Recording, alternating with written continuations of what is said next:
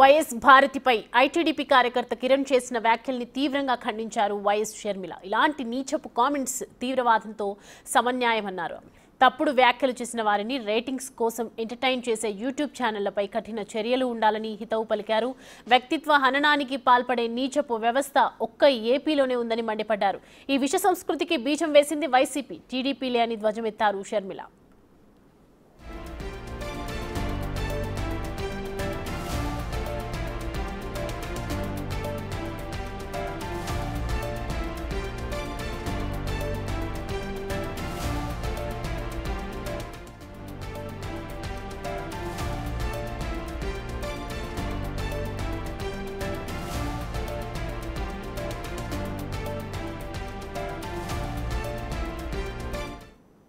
YS భారతిపై ITDP కార్యకర్త కిరణ్ చేసిన వ్యాఖ్యల్ని తీవ్రంగా ఖండించారు వైఎస్ షర్మిల. ఇలాంటి నీచపు కామెంట్స్ తీవ్రవాదంతో సమన్యాయమన్నారు.